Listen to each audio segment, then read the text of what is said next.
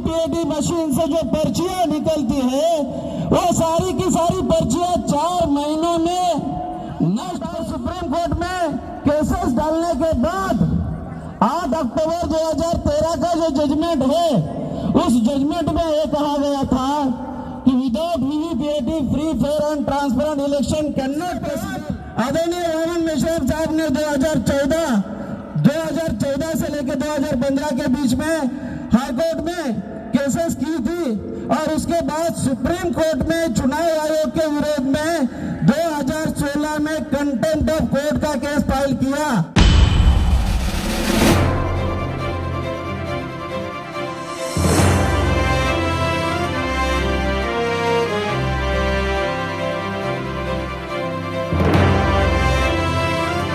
बात रखे माननीय सदरनाथ सर। साथियों, सबको जय मूल्यवासी। आज जो हम लोग ये विशाल मोर्चा में शामिल है, ये ईवीएम के विरोध में चुनाव आयोग के कार्यालय पर जो महामोर्चा है, ये आदरणीय वामन मेश्राम साहब के ऐलान पर ये महामोर्चा निकाला गया है। और मैं आपको 2-3 महत्वपूर्ण बातें यहाँ पर रखना चाहूँगा।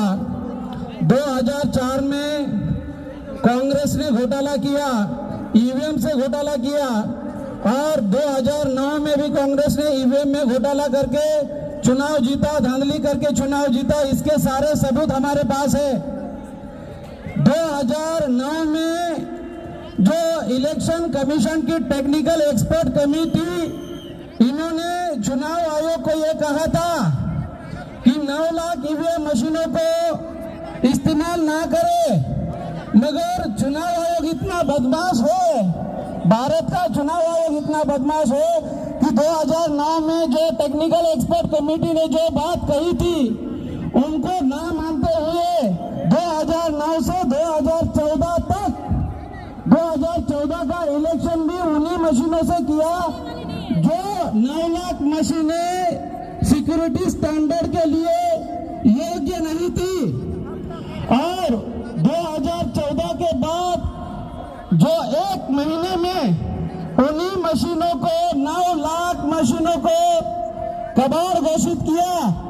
आप लोगों को जो चुनाव आयोग है ये संवैधानिक संस्था है और संविधान निर्माताओं ने संवैधानिक संस्था की जिम्मेदारी, संवैधानिक संस्था की जो जिम्मेदारी है एज पर आर्टिकल 324 के तहत डायरेक्शन, सुपरिटेंडेंस एंड कंट्रोल के तहत free fair and transparent election करने की जिम्मेदारी संविधान निर्माताओं ने लगाई है।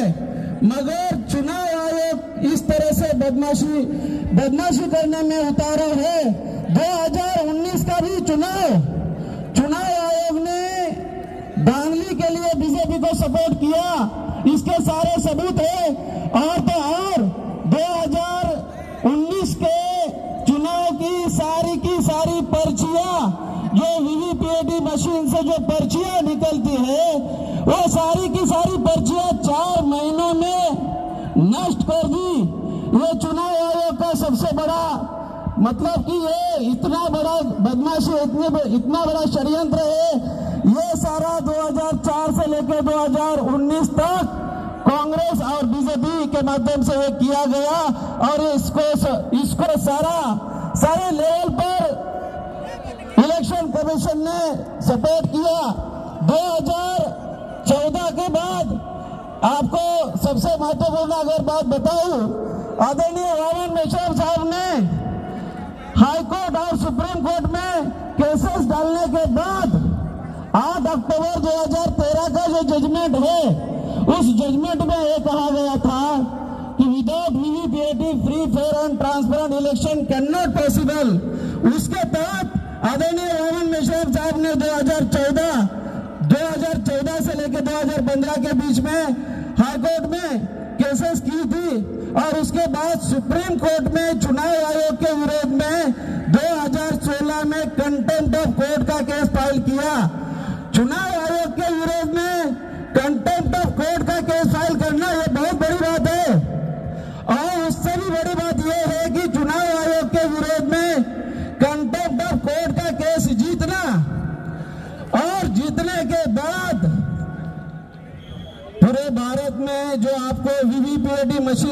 देती है। ये वीवीपीएटी मशीन आदरणीय वामन मेश्राम साहब के बदौलत लगी, मगर इसके साथ भी धोखा किया।